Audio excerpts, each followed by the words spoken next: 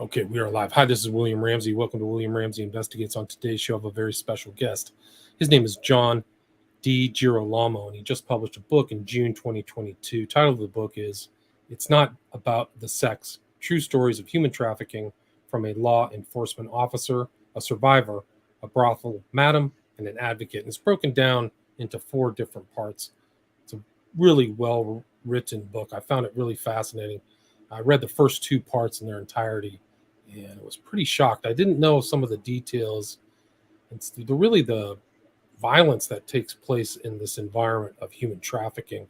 So I learned a lot about reading those parts of the book. And at the end of the book, there's also tips and advice for people things to look out for. John DiGirolamo, this is not his first book. He's also written It's Not About the Badge. That was last year. And then another book back in 94, 12 Suicide and Other Short Stories. And he is a critically acclaimed author, speaker, and anti-human trafficking advocate. He believes that trafficking is one of the most underreported issues of our day that cuts across all economic, social, racial, and political boundaries.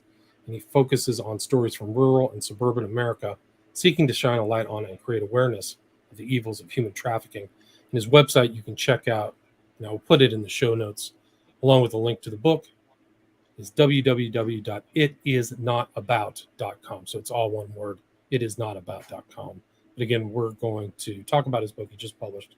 Title again is It's Not About the Sex, True Stories of Human Trafficking from a Law Enforcement Officer, a Survivor, a Brothel Madam, and an Advocate. So John DiGirolamo, welcome to the show. Hey, thanks for having me. Really glad to be here.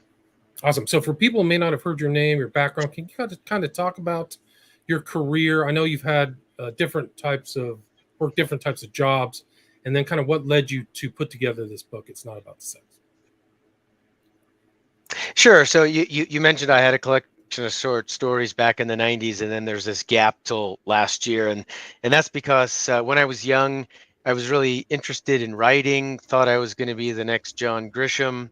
And when that didn't work out, I figured I better use the accounting degree that I earned and get a real job. And so I did that for 30 plus years. And when I was finished with that career, I went into a semi-retirement mode and decided to get back into writing. And so that's how I got there. And so your earlier book before this one was It's Not About the Badge. Can you talk about that? Because I think you had kind of a similar approach in that book as well as this one. Is that correct? Yeah, it's a similar style. So what I did with that book is I wanted to show the human side of policing. And I would go to small town, middle America police, including my daughter, who is a school resource officer. And I would ask them, tell me about a day on the job that you would never forget. And I really got all kinds of very interesting and diverse answers, even though they were small town police officers. These are not the guys who are, saving the terrorist bombing in the subways of New York or something like that. These are regular guys out on patrol. And one of the things that I would do is I would interview them, asking about these experiences that were extraordinary to them that might seem ordinary to us if you just read the police report. And then at the end of the interview, I would typically ask just sort of off the wall questions. One of them was, what would you do if you won the lottery?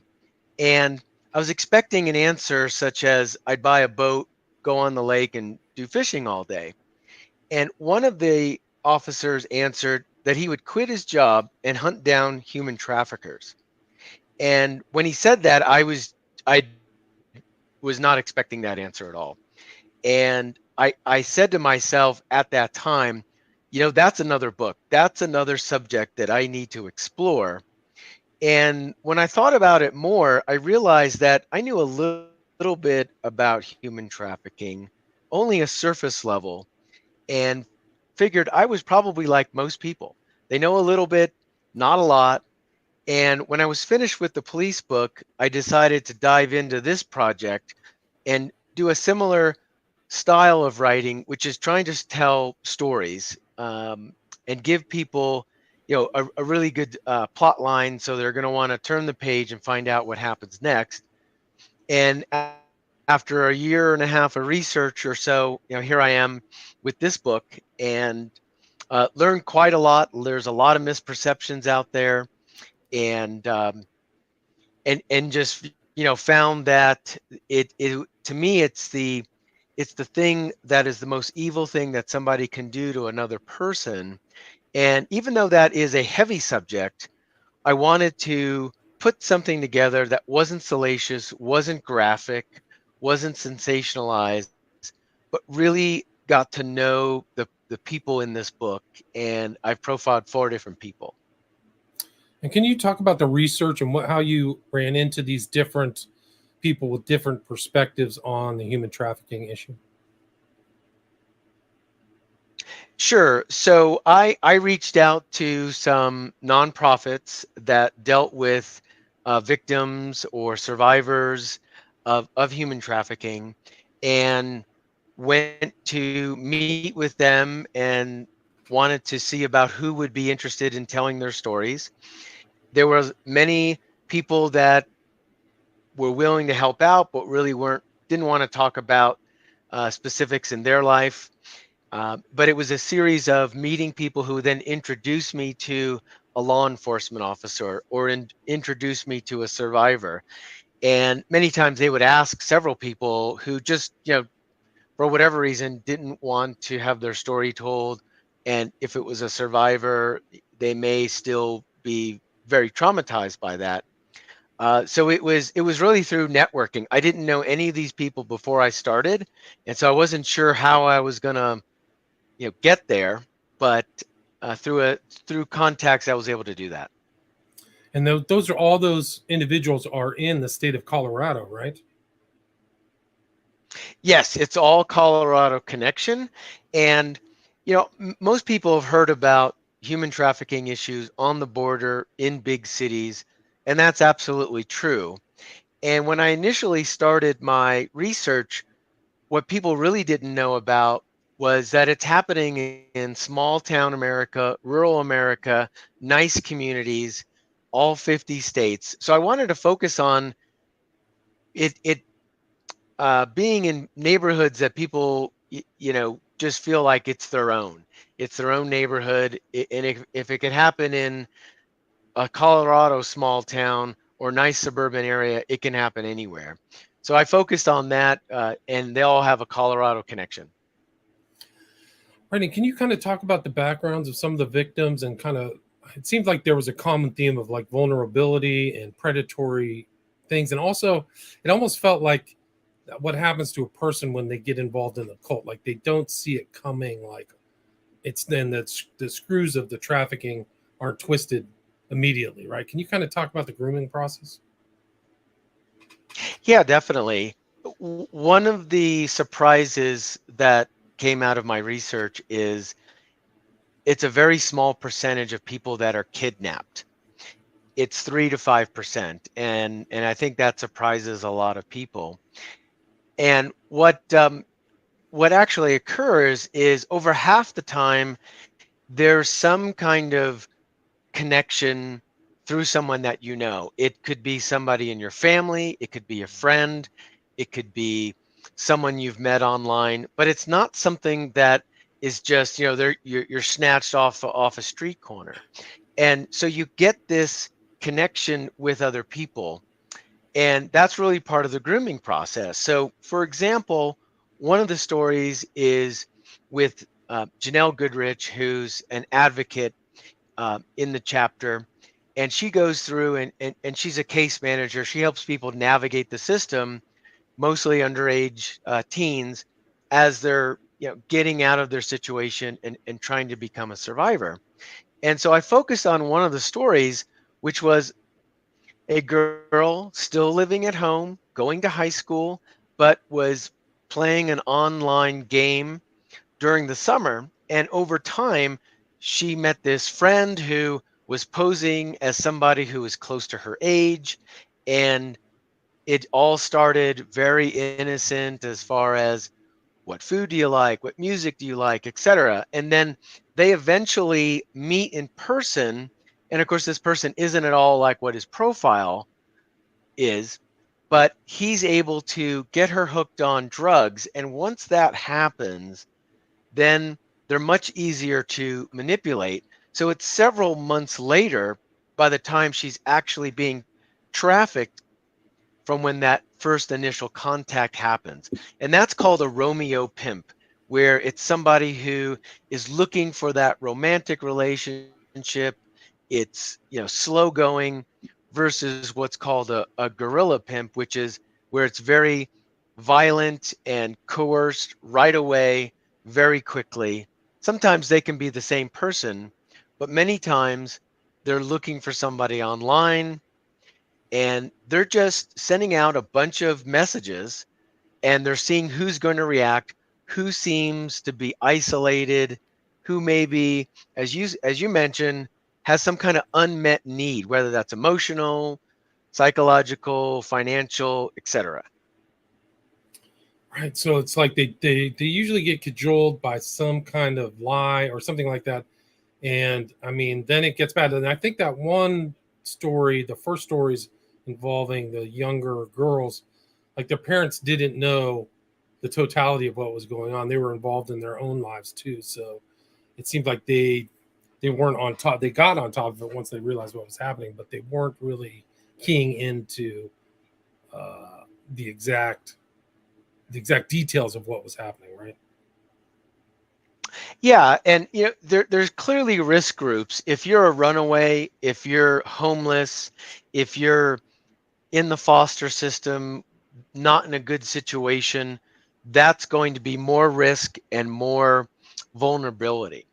And the other kind of third of that population is this still living at home, still going to high school, seemingly doesn't have that high risk factor, but yet they're getting exploited and they're getting trapped. And that group is typically with a Romeo style pimp where they're meeting them at a Starbucks and they're just chatting them up. And the next thing you know, they're meeting more and more often. And then they're giving them gifts and a second cell phone, things like that, where they're just working it over time.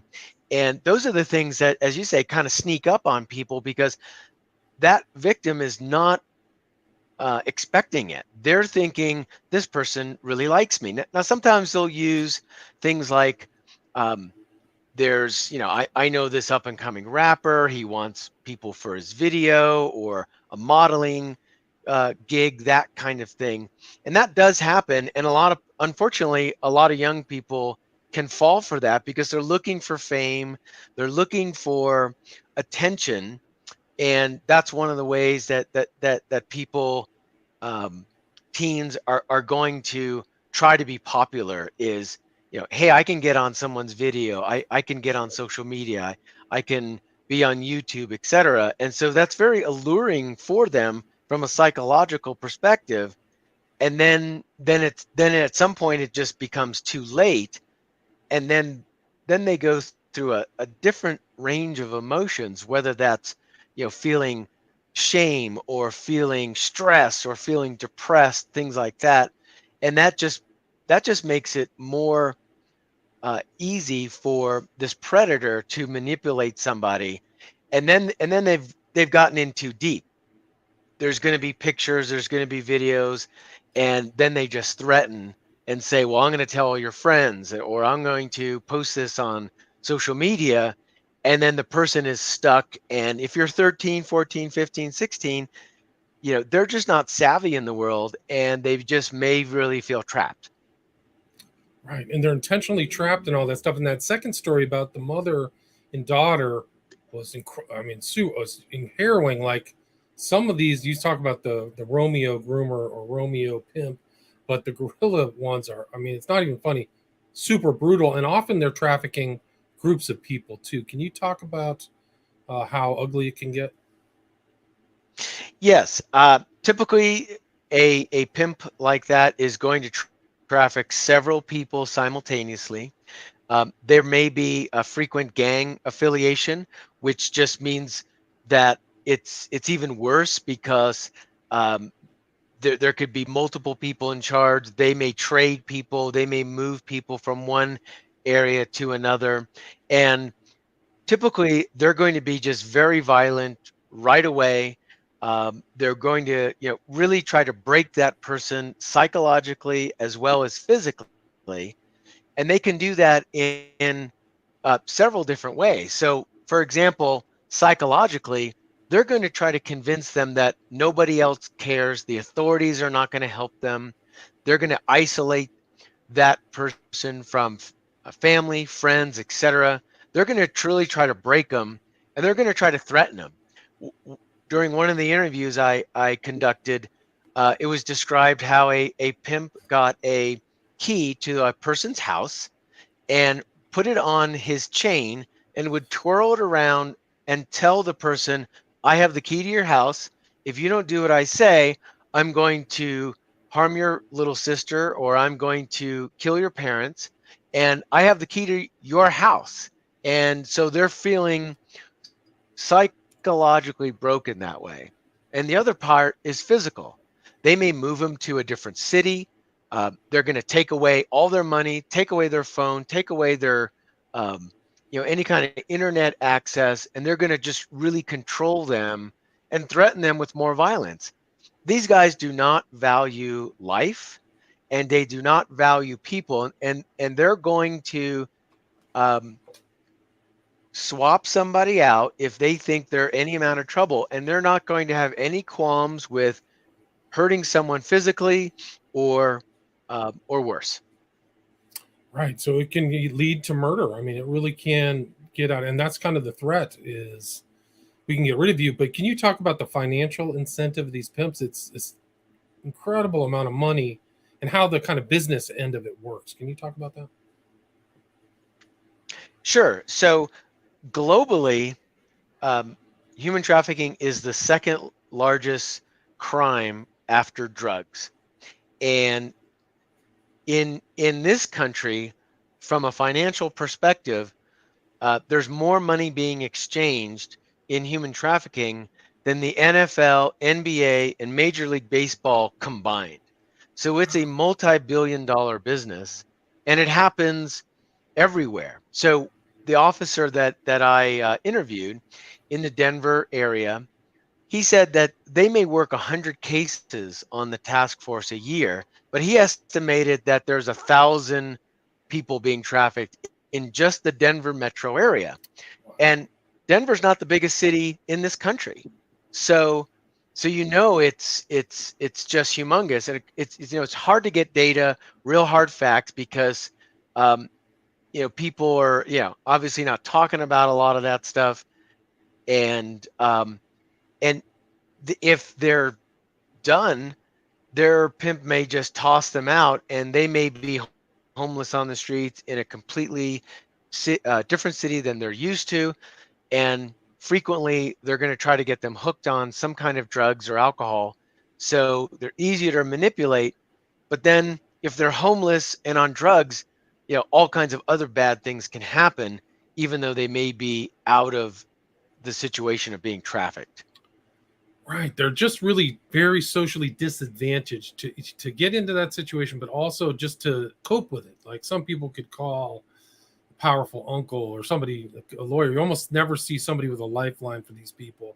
And also, I think it was fascinating. You had that fact where their life expectancy is very small. Like people who go through that typically don't live long, productive lives, right? Yeah, it's extremely traumatic because they can be uh, raped over 10 times per day, and their pimp is looking at them as a commodity. And unlike drugs, where you have to grow or create in a lab, you're just selling that person's body over and over again, hour after hour. And that's just, that's how they view it. And so there's the suicide rate, the drug usage rate is just much, much higher for anybody who's gone through this kind of traumatic experience. So the life expectancy, according to the officer that I talked to, is about 7 years.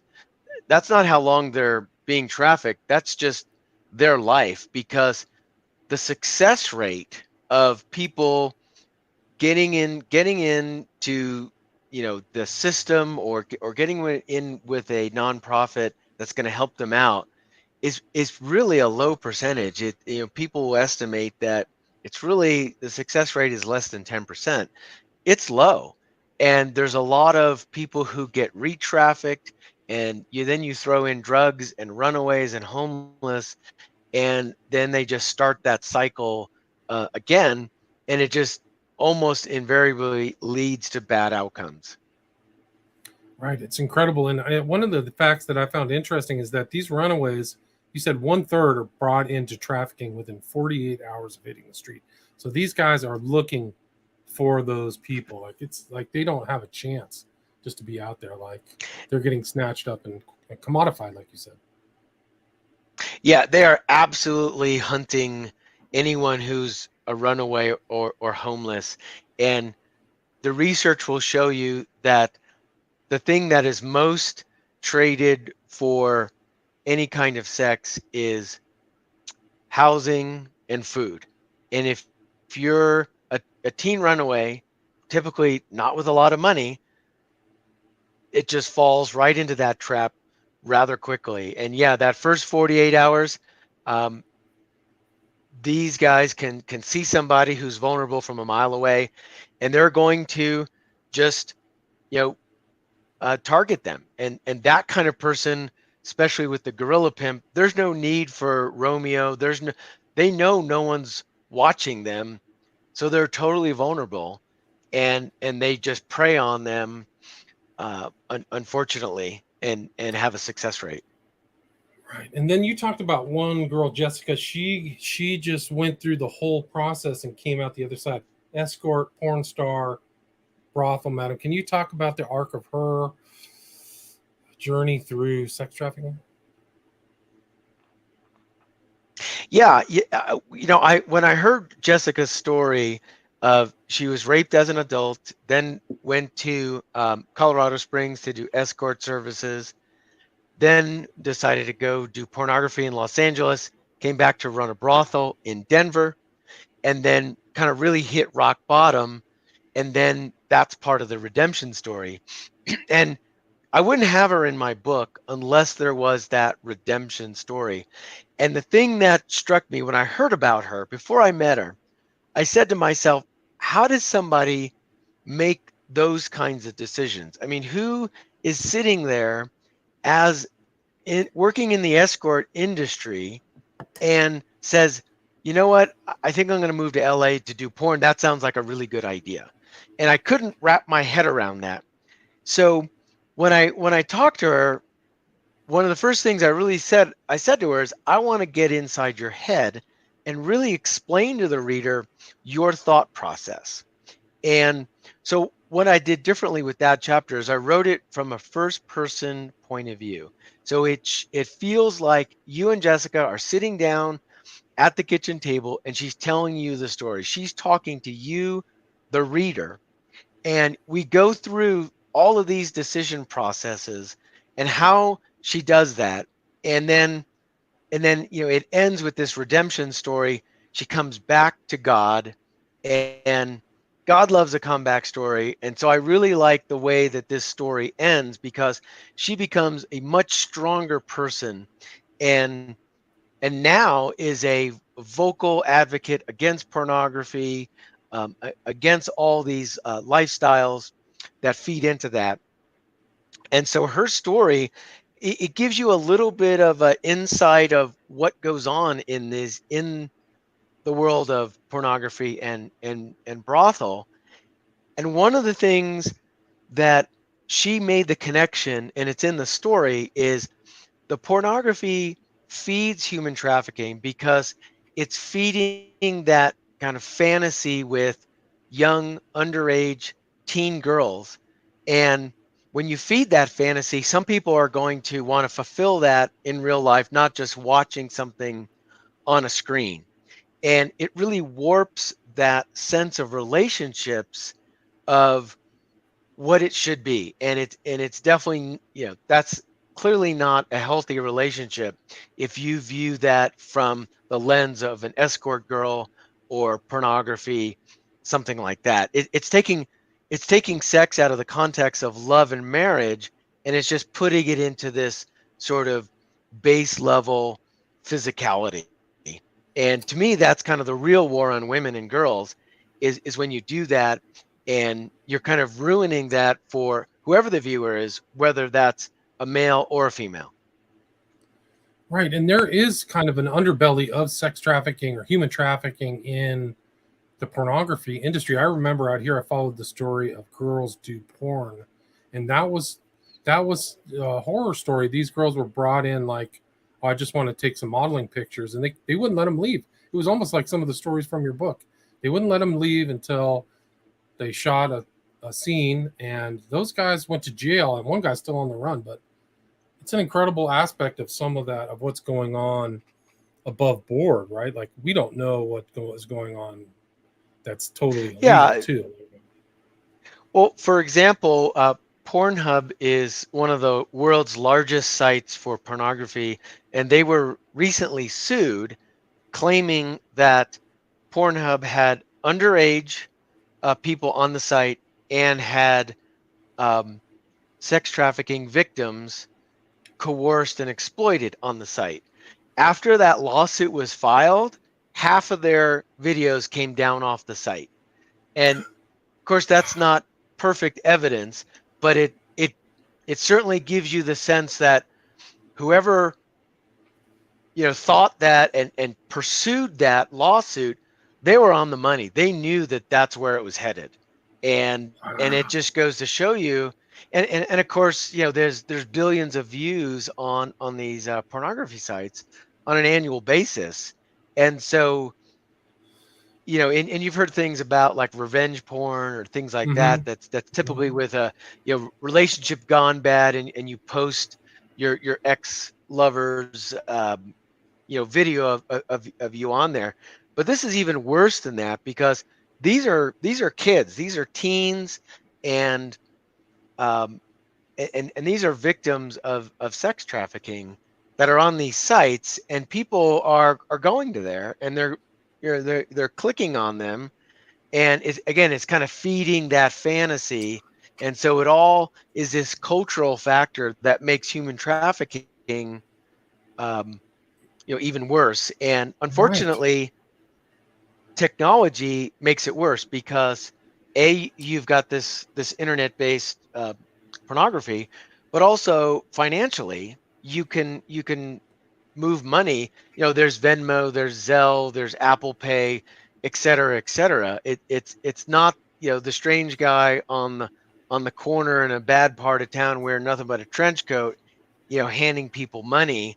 um, it's the modern world doesn't work like that anymore, and these predators, they love technology, and they love chaos, and they love the fact that they can set up profiles almost within minutes, and it just makes it easier for them to evade the law, because they're just taking down and setting up new profiles all the time. Right. So they can do kind of a quick hustle out of cheap hotels, run like, I mean, you said in the book, like some girl like sees 8 Johns or 10 Johns in a night, and they're all what, middle-aged white men and with money, paying cash, and I think that the pornography, if you're watching pornography, you don't know that women are trafficked, but if you're watching it, that's a further incentive for the traffickers to make more, right? So it's kind of facilitating the continued industrial. I mean, this is industrial scales. Like, I didn't know that so much was going down in Colorado, but like people are mentioning Chinese trafficking. I've known of the cartels move women from place to place intentionally so that nobody can find them. Their families can't find them. They threaten to kill their families.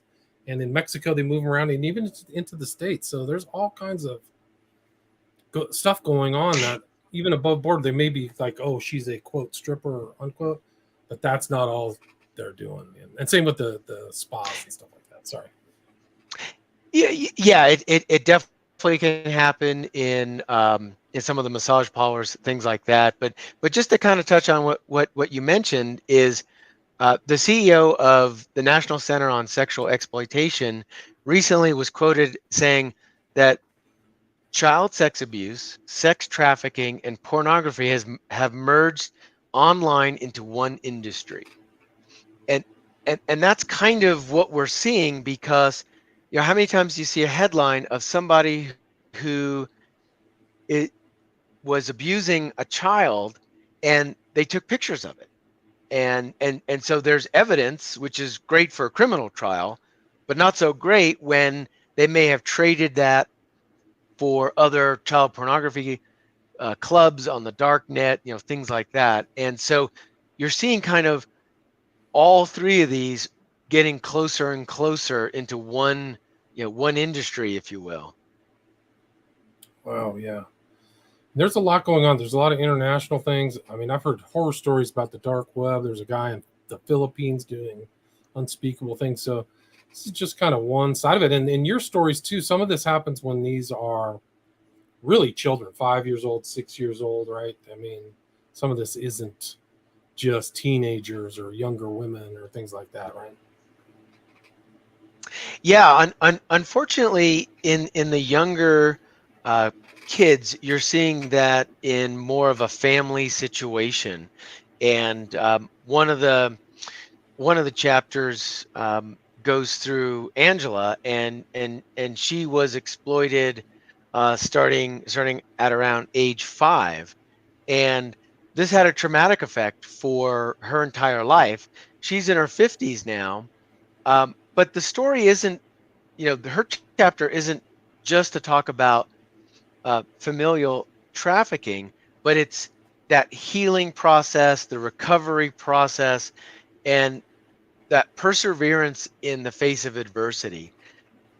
So when I look at Angela's chapter, I look at her going through this journey, getting memories back, and going through all those things and really trying to survive that. And towards the end of the story, she's really telling people that, hey, I am feisty. I am more than just a victim. I don't want you to look at me as a victim. When I walk into the room, I don't want people to point and say, oh, that's a victim, or that's a survivor of sex trafficking. And so there's this really deep passion of hers to go through that healing process. And amazingly, she talks about wanting to heal other people. Yeah, when I interviewed her, she said something to the effect of, you may have your problems might be a stub toe compared to being trafficked, but it's still your stub toe that you need to go and heal, and you need to go and take care of that, and don't just let it fester and turn it into depression or whatever it might be.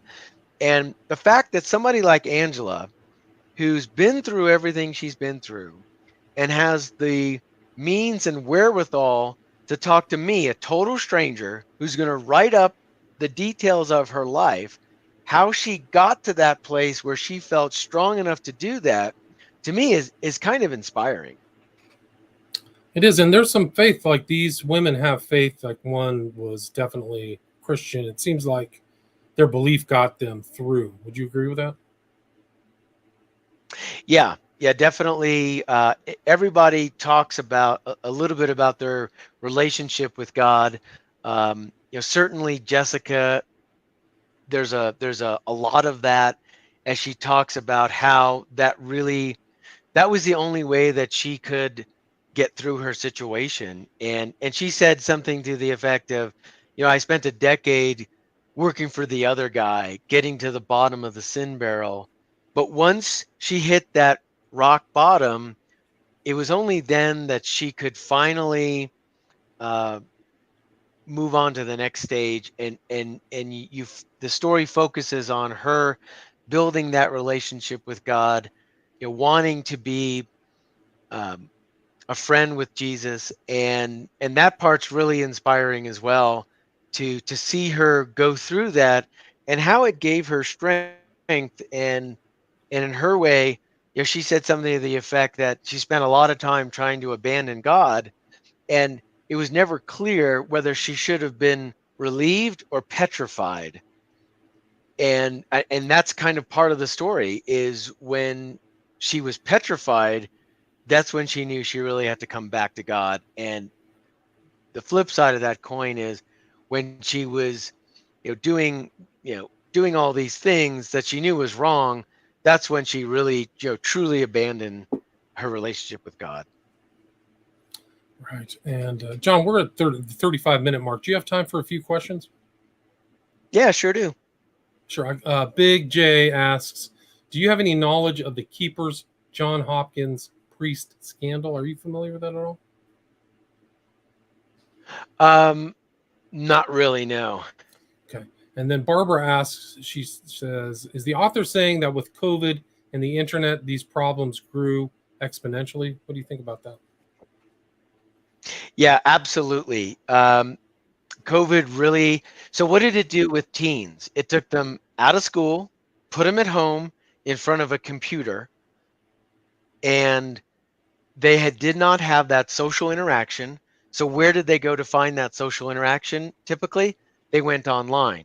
And so, you saw a lot more of this grooming and predators going online to try to find new victims. So absolutely, the whole pandemic made things worse from that perspective as well.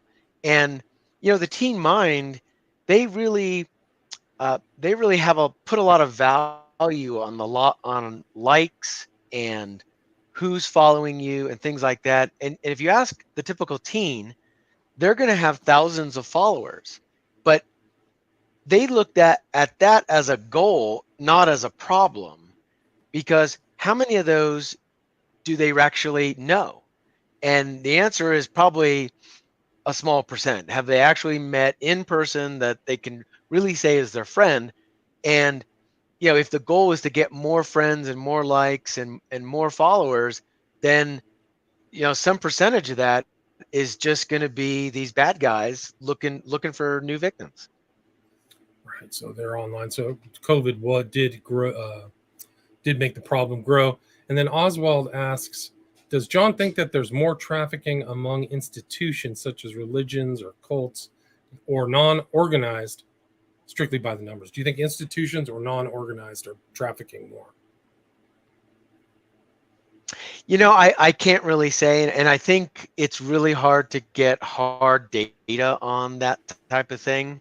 So I would just have to speculate. But the people that I talked to were, had their own individual experiences, and those are the stories that I put together. But I'm sure that stuff is going on there. But I think it's really hard to put a finger on what percent that might be.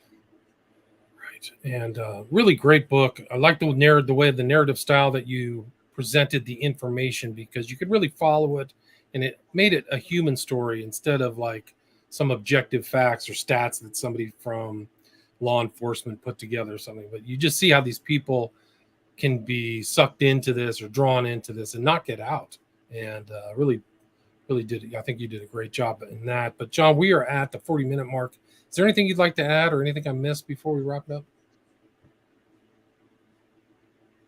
Now, I just think a couple of real quick tips for parents is, and it might be their kid, but it also might be someone on your kid's soccer team. If you're seeing people who have a second cell phone, who have unexplained gifts, those are the time to start asking questions.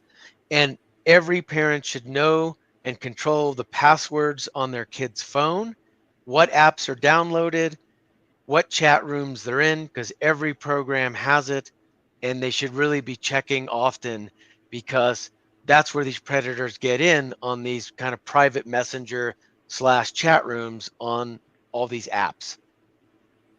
Right. And you do have those tips at the very back of the book too, practical things to look out for as parent or friend or how their personality Right. changes. So it's there. The bullet points are there. But where's the best place for people to get this book? It's not about sex. Yeah, so people can get a signed copy from me from my website, which is www.itisnotabout.com. It's also selling on Amazon. So those are the two ways to do it. And you recommend if people have any follow-up questions or anything, they can contact you through the website and kind of see your other books as well, correct? Exactly. Yep. My email is on there. I also have a professional author Facebook account. If you do a search under my name, you'll find me as well. And there's links from the website.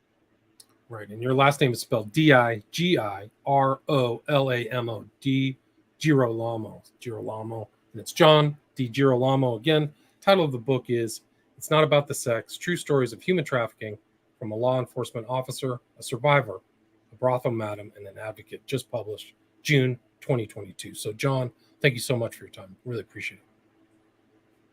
Hey, thanks for having me. It was a great discussion. Awesome. I agree. Thanks. Stay there. Stay there.